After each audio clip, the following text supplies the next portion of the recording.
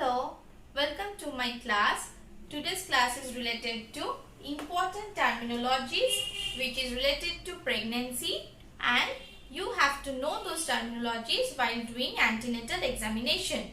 So let's Lie. The relationship of the long axis of the fetus to the long axis of the centralized uterus. three types of lies are there: longitudinal, transverse and oblique.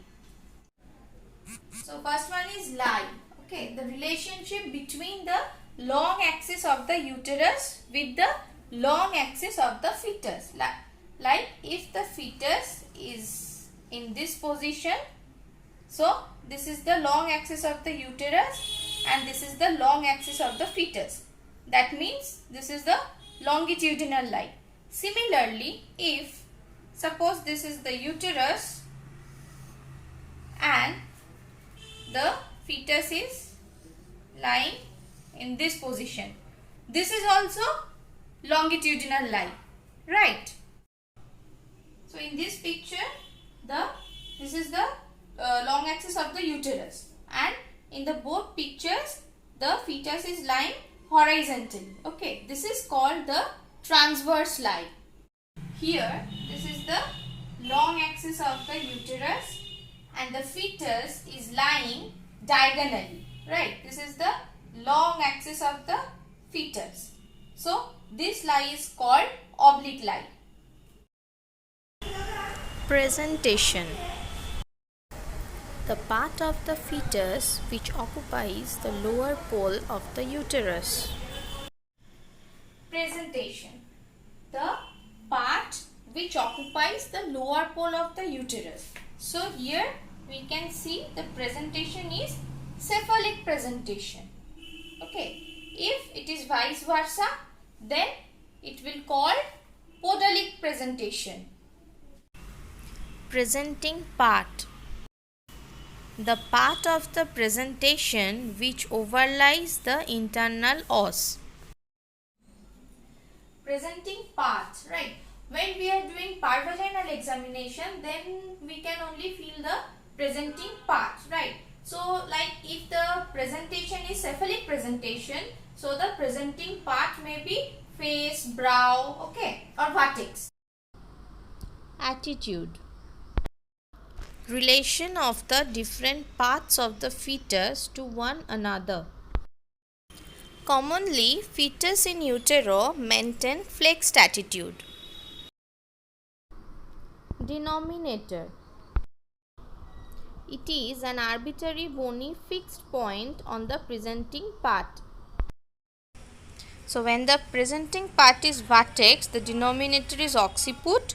When the presenting part is breech, then the denominator is sacrum, and in case of shoulder presentation, the denominator is acromion. Position. It is the relation of the denominator to the different quadrants of the pelvis. So last one is the position. Here this is a diagram of pelvis. Okay. So this portion is the posterior portion.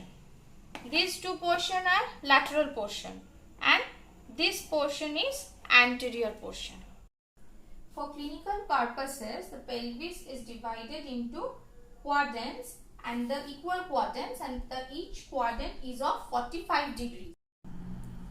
Suppose the denominator is the occiput, okay, in cephalic presentation. So if the denominator means the occiput is in this quadrant, so this is posterior part. So here we can suggest this is occipito posterior position. Similarly, if the occiput is in anterior position, this is called occiputo anterior position. Okay. Now if the occiput is in this position, then it will call, this is the right side of the mother and this is the left side of the mother. Okay. So this is right occiputo posterior and it will be the left occipito-posterior. Similarly, this is anterior position. So, if the occiput is in this position, it will be right occipito-anterior. This is left occipito-anterior. Right.